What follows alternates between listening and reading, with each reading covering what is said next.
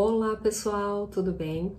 O tema da aula de hoje é a dissertação filosófica. Na aula anterior nós estudamos então os princípios básicos de dois tipos de exercício filosófico, a explicação de texto e o comentário, e na aula de hoje nós vamos começar a tratar de um tipo específico de exercício filosófico que é considerado o exercício filosófico por excelência, que é a dissertação filosófica e que tem as suas regras próprias, embora algumas, como vocês vão perceber, se assemelhem ao modo como elas são mobilizadas nos exercícios anteriores. O capítulo então vai começar com a definição teórica desse exercício mediante a pergunta: por que a dissertação filosófica? É um exercício difícil, é um exercício que pode muitas vezes inquietar, que pode ser motivo de aflição real ou imaginária, como colocam os autores, mas é um exercício inteligível, é um exercício que tem as suas próprias regras e que essas regras podem ser então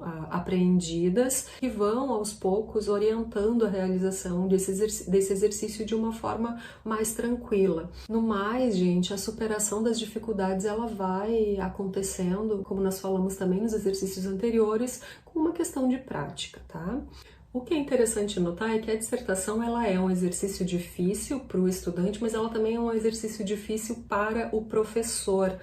E nesse sentido, esse texto é muito interessante porque ele permite que você, estudante de filosofia, se reconheça no lugar daquele que tem que realizar esse exercício, mas também que possa, desde já, se imaginar no lugar daquele que irá propor no futuro um exercício dessa natureza, né? Enquanto futuro professor, futura professora de filosofia, tendo, claro, ainda de corrigir e de avaliar esse exercício. Então, a dissertação ela é considerada pelos autores como o melhor lugar ou o melhor modo para nós exercitarmos o nosso pensamento sobre um tema preciso, para analisar, para conhecer conceitos, articulando esses conceitos dentro e através de um discurso. É considerado então o modo mais efetivo de construir uma problemática específica. Então, nesse sentido, a dissertação ela tem a ver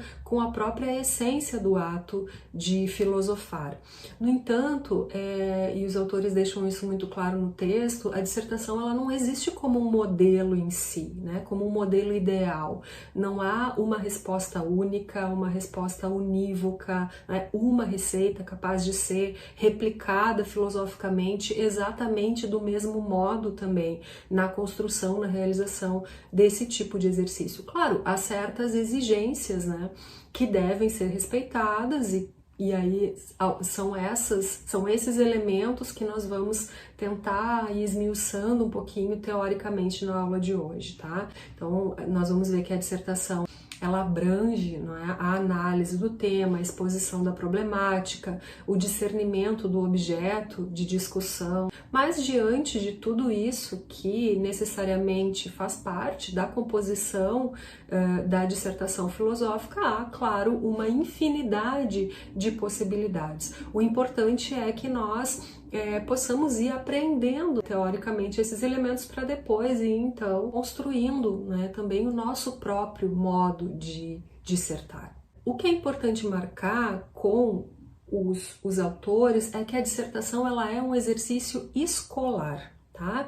Portanto, ela está sempre sujeita à revisão. Então, nesse sentido, nós estamos falando aqui de um exercício filosófico, tentando diferenciar esse exercício da obra de autores, quer dizer, mesmo aquelas obras que são caracterizadas como dissertações, como, por exemplo, a dissertação de 1770 de Kant, ou a Genealogia da Moral, né, as 3 dissertações da Genealogia da Moral de Nietzsche, elas são dissertações filosóficas, mas elas são, sobretudo, obras de autores, né? Então, nós podemos considerá-las a parte dessa modalidade de exercício escolar que nós estamos trabalhando especificamente. Essas dissertações dos autores, elas não recebem nota, né? Elas não dão um ensejo a correções. Tem algumas características que inscrevem a dissertação filosófica no rol do exercício escolar, O que define, né, a dissertação assim é justamente ela ser circunscrita em um assunto preciso, né? Um tempo limitado, um espaço delimitado, algumas folhas, algumas páginas, os prazos para execução. Então tem uma série de componentes que são, de certa forma, exteriores, não é, à dissertação em si, mas que estão ali implicadas efetivamente na sua realização, na sua preparação, na sua composição. A dissertação ela é uma produção fechada, portanto, ela deve ser conceitualmente completa ou acabada, ainda que, claro, como nós vamos ver, ela não vai ser definitivamente acabada, porque como exercício filosófico ela tem ali a sua natureza, né, a sua condição de abertura. Esse acabamento, ele, claro, ele é necessário concluir esse exercício, mas ainda que a questão, o problema filosófico propriamente dito, ele possa, né, ficar em suspenso ou aberto, sugerindo sempre novos desdobramentos, né, sempre uma possibilidade de volta a trabalhar esse exercício. Como definir, então, a dissertação? Ela é um objeto definido pelo exercício pedagógico, aí é um exercício pedagógico de redação de um trabalho que pertence à formação filosófica, não é, do estudante, da estudante de filosofia. Então, o ciclo, né, o chamado que os autores chamam de ciclo pedagógico da dissertação, ele vai passar por 3 momentos específicos que são, não é, o momento de redação, o momento de avaliação e o momento de correção por parte do professor. Eu não vou entrar nesses momentos em pormenores ou especificamente, mas vocês podem, eu acho muito útil que vocês leiam o texto com maior cuidado para poder aprender, então, quais são os elementos constitutivos de cada um desses momentos. Bom, então a dissertação ela vai necessariamente conjugar, não é, tanto o pedagógico, da qualidade de exercício escolar, quanto o filosófico, né? Ela vai conjugar o pensamento e a escrita, então ela pode ser considerada, segundo os autores que nós estamos trabalhando, como um gênero de exercício misto. Claro que ela antes de mais nada, filosófica. Ela não pode ser reduzida, então, a um mero exercício pedagógico, ainda que, claro, a questão pedagógica ela vai ser, ela é importante e ela será cobrada pelo professor na avaliação, né? Então, nesse sentido, mais uma vez, a dissertação ela é mais uma aprendizagem que um método, né? Não se pode imaginar que um bom método, por exemplo, seria suficiente para realizar uma boa dissertação, ainda que é preciso, né, algum método para que uma boa dissertação seja realizada. Então é preciso fazer, produzir, escrever, ter a chance de progredir, é preciso, né, se enganar para aos poucos ir aprendendo de fato a fazer, né? E essa é a regra de ouro, e essa regra de ouro ela é libertadora, né? Porque ela nos impulsiona também a sair de imediato da paralisia, né, da insuficiência ou do perfeccionismo, né, ou do mais que perfeito, do medo, de muitas crenças limitantes que nós temos e que teimam ali em nos sabotar, né, toda vez que nós precisamos, né, nos deparamos com a tarefa de dissertar filosoficamente. Então, ter presente que a dissertação é um exercício e que ela é um exercício que vai evoluindo na medida em que nós também, né, vamos praticando é muito importante. Então, pensar em primeiro lugar é exercitar-se, né? Vou colocar de novo nessa condição de exercício ali, né? De pensamento e de escrita também. Então, é preciso colocar a mão na massa, mas tendo cuidado de delimitar temas bem precisos, né? Temas bem colocados que vão nos ajudar ali a guiar melhor a nossa atenção, a guiar a atitude correta, que vão facilitar a administração do tempo e da energia necessários para concluir o trabalho. Aqui eu vou citar os autores, uma passagem muito interessante que diz assim: para dissertar bem é preciso pensar e escrever da melhor maneira possível. Quer dizer, conhecer também os seus defeitos mais correntes e aprender a remediá-los pouco a pouco. Então isso é uma exigência, né, em qualquer ofício, e não seria diferente, né, para o aprendiz de filósofo, para a aprendiz de filósofo. Um aspecto importante do meu ponto de vista, desde Independente da posição ocupada, né, por nós diante dessa tarefa de dissertar filosoficamente, quer dizer, seja, né, estejamos nós ocupando o papel do estudante ou do professor de filosofia, um dos maiores obstáculos é constituído, e os autores pontuam aqui, por dificuldades encontradas no plano da língua. Então, é preciso ter um bom domínio dos princípios fundamentais da língua, né, na qual se pretende filosofar. Para pensar, né, bem, na perspectiva que os autores colocam aqui, cumpre primeiramente, então, ter um bom domínio da língua, né, e saber que esse domínio condiciona, né, o modo de pensamento. Então, quer dizer, ter vocabulário, dominar a sintaxe, né, saber o significado das palavras, compreender o sentido das expressões, né, enfim. O pensamento filosófico, ele busca esse ideal, a mais perfeita unidade possível, né, do pensamento e da língua, né?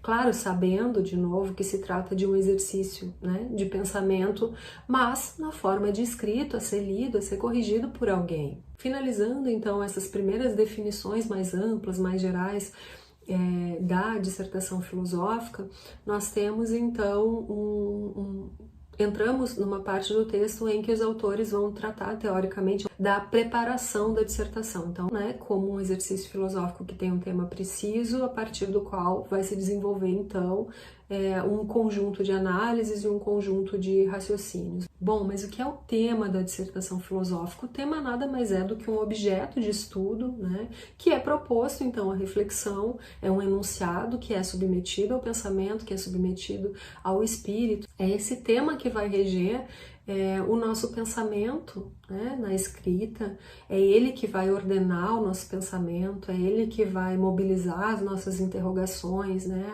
as nossas hipóteses, a problematização, a argumentação, né, todos esses elementos que são constitutivos da dissertação filosófica. Então, respeitar, né, o tema é se colocar a serviço do tema, né, seguir aquilo que o tema enuncia. O enunciado é que deve determinar, então, aquilo sobre o qual se irá refletir. Então, em momentos anteriores, nós também tivemos a oportunidade de falar a respeito da importância de delimitar bem o tema, de definir bem o tema, para evitar também a deriva no pensamento e na escrita. O tema, ele deve ser lido, ele deve ser bem compreendido, porque tudo vai partir daí, né? Por isso é importante ter clareza do tema. Nesse ponto, o texto oferece uma série de, ele vai chamar de conselhos práticos, né, a respeito da análise e da compreensão do tema.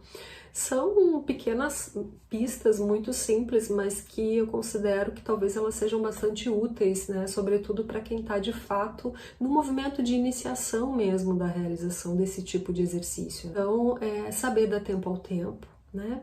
Parece também algo muito trivial, mas hoje em dia é algo, né, que nos pega todos ali, né, pela canela, quer dizer, a gente está sempre com pressa, né? Então saber não se apressar também aqui na realização da dissertação filosófica, não queimar etapas, cultivar uma atenção paciente, se convencer, ter consigo a segurança de que o tema é inteligível, isso também, né, é condição de possibilidade do trabalho teórico, desconfiar da sua memória diante do tema, quer dizer, não acreditar que se reconhece no tema de imediato algo já visto, algo já conhecido, algo já compreendido. É preciso se colocar, então, numa condição de abertura. É preciso permanecer fiel ao tema. O que isso significa? Significa que convém ter o tema sempre presente, né, perto de si, para poder voltar a ele sempre e se perguntar, quer dizer, eu estou realmente dentro do tema? Eu não estou fugindo dele? Eu não estou me deslocando? Né? Eu estou sempre no tema?